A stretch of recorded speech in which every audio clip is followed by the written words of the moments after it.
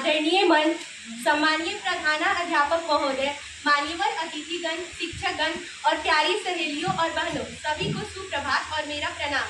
आज का दिन विश्व जनसंख्या दिवस मात्र एक तारीख नहीं, बल्कि यह हमें सोचने, समझने और संभावनाओं को पहचानने का दिन है। जनसंख्या जब नियंत्रण से बाहर हो जाए तो विकास की गाड़ी वहीं ठहर जाती है। हर साल 11 जुलाई को हम विश्व जनसंख्या दिवस मनाते हैं, पर सवाल यह है कि क्या हम सिर्फ तारीख मनाते हैं या इसके पीछे छुपे संदेश को भी समझते हैं। जनसंख्या बढ़ना एक विश्वास की संभावना है, लेकिन बिना योजना की बढ़ती जनसंख्या एक विनाश की कहानी भी बन सकती है। आज का मंच केवल भाषण का नहीं, बल्कि भविष्य की जिम्मेदारी का मंच है। जब जनगिनती बन जाए भीड़, तो संसाधन भी हो जाए नींद में ठंडी लकीर। विश्व जनसंख्या एक अवसर हो सकती है अगर हर नागरिक हो शिक्षित, स्वस्थ और जागरूक, वरना यह बन सकती है बोझ, धरती, समता और सरकार तीनों के लिए। विश्व जनसंख्या दिवस केवल एक दिन ही नहीं, यह वह चेतावनी है जो कहती है अब नहीं संभले तो कल संभल नहीं पाएगा। बढ़ती जनसंख्या से धरती माँ रो रही है, पेड़ कट रहे हैं, नदियाँ सूख रही है और हम आंख मूंद कर बस आगे बढ़ रहे हैं। पेड़ नहीं लगाएंगे तो सांसें बिकेंगी, आज वृक्ष नहीं बचाया तो कल धूप में जिंदगियाँ सीखेंगी। हमारा बढ़ता बोझ, हमारी जनसंख्या सीधे प्राकृतिक संसाधन की हत्या कर रहा है। तो आइए, जब हर बच्चा पैदा होने पर एक पौधा लगाएं, हर जीवन को में हरियाली लाएं, तभी होगी धरती की हरियाली और खुशहाली। जनसंख्या नहीं रोकेंगे तो जल, जंगल, जमीन भी रूठ जाएंगे। गिनती से नहीं, गुणवत्ता से बढ़ता है राष्ट्र। तो आज के हमारे प्रोग्राम को ऑर्गेनाइज कराने के लिए मैं नीतू मैम, प्रिंसिपल सर और सभी टीचर्स का धन्यवाद करना चाहूँगी। आज मैं आपके समक्ष एक ऐसे विषय पर अपने विचार रखने जा रही हूँ जो केवल एक मुद्दा नहीं, बल्कि सामाजिक क्रांति की चुपचाप चलती लहर है। महिलाओं का शैक्षणिक विकास और 2047 का भारत। महिलाओं का शैक्षणिक विकास, यदि हम इतिहास के पन्नों को पलटे तो पाते हैं कि भारतवर्ष में प्राचीन काल में महिलाएं शिक्षा के शिखर पर थीं। गार्गी, मैत्रेय, लोपामुद्रा और अनसुईया जैसी विदुषी स्त्रियों ने वेद, वेदांग, दर्शन और विज्ञान में भी अद्भुत ज्ञान प्राप्त किया। ऋग्वेद में स्पष्ट कहा गया है, या देवी सर्वभूतेषु विद्यारूपेण संस्था नमस्तस्यै नमस्तस्यै। जो देवी समस्त प्राणियों में विद्या के रूप में स्थित है, उन्हें मेरा बारंबार प्रणाम। लेकिन मध्यकालीन भारत में विदेशी आक्रांताओं और कट्टर सामाजिक व्यवस्थाओं ने नारी शिक्षा पर प्रतिबंध लगा दी, महिलाओं को घर की चार दीवारी में कैद कर दिया। आधुनिक युग में जागरण हुआ इसका। 19वीं शताब्दी में सामाजिक सुधारकों ने फिर से नारी शिक्षा का दीप जलाया। राजा राम मोहन राय ने सती प्रथा का विरोध कर महिलाओं की स्थिति को सुधारने का बीड़ा उठाया। ईश्वर चंद्र विद्यासागर जी ने बालिकाओं के लिए स्कूल खोले। सावित्रीबाई फुले, भारत की पहली महिला शिक्षिका, ने समाज की परवाह किए बिना लड़कियों को पढ़ाना शुरू किया।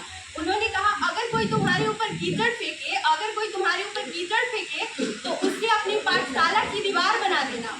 महात्मा गांधी जी ने कहा, अगर आप एक पुरुष को शिक्षित करते हैं तो एक व्यक्ति को शिक्षित करते हैं, लेकिन जब आप एक स्त्री को शिक्षित करते हैं तो आप एक पूरे समाज को शिक्षित करते हैं। महिलाओं की शिक्षा ने दिए भारत को रत्न।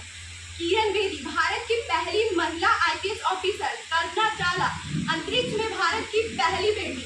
सुधा मूर्ति, इंदिरा गांधी, विजया लक्ष्मी पंडित, मिश्री बेदी, राधा भट्ट, रमा देवी जैसी असंख्य महिलाएं शिक्षा के बलबूते नई ऊंचाइयों तक पहुंची। आज की स्थिति, आज महिला साक्षरता दर बढ़ी है, पर अभी भी ग्रामीण क्षेत्रों में लड़कियों को स्कूल छोड़ने पर मजबूर किया जाता है। कई को सैनिटरी समस्या, सुरक्षा या स्कूल की दूरी के कारण शिक्षा से वंचित होना पड़ता है। तो हमें इन समस्याओं पर काम करके इन समस्याओं को जल्द से खत्म करें, ताकि महिला साक्षरता दर 100% हो सके। कुछ महान व्यक्तियों के विचार महिलाओं का शैक्षणिक विकास के ऊपर। डॉक्टर APJ अब्दुल कलाम ने कहा था, यदि आप महिलाओं को सशक्त करना चाहते हैं तो उन्हें शिक्षा दीजिए। शिक्षा सबसे बड़ा हथियार है, इससे कोई भी बदलाव संभव है। स्वामी विवेकानंद जी ने कहा, जब तक समाज की आधी आबादी महिला शिक्षित और सशक्त नहीं होगी, तब तक कोई भी राष्ट्र प्रगति नहीं कर सकता। एक देश का उत्थान उस देश की महिलाओं की स्थिति पर निर्भर करता है। नेहरू जी ने कहा, एक महिला को शिक्षित करना एक पूरी पीढ़ी को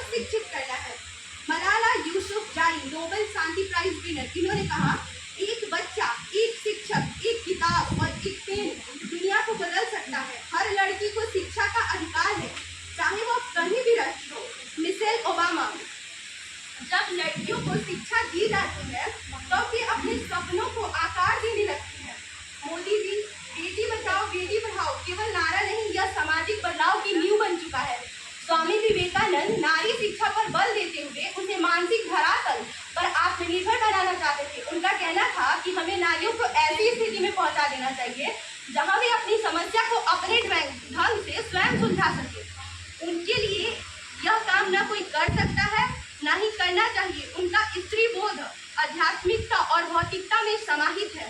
बालकों के समान बालिकाओं को भी शिक्षा मिलनी चाहिए।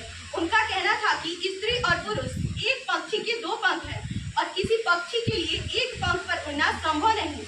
उन्होंने कहा, कोई भी पुरुष किसी महिला को या किसी महिला को किसी पुरुष को निर्देश नहीं कर सकता।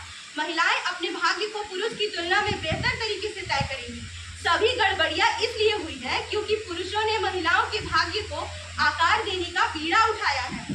स्वामी विवेकानंद जी की पहली शिष्या भगिनी निवेदिता एक अंग्रेज आयरिश सामाजिक कार्यकर्ता, लेखक, शिक्षक एवं सामाजिक स्वामी विवेकानंद की शिष्या थी। उनका मूल नाम मार्गरेट एलिजाबेथ नोबल था।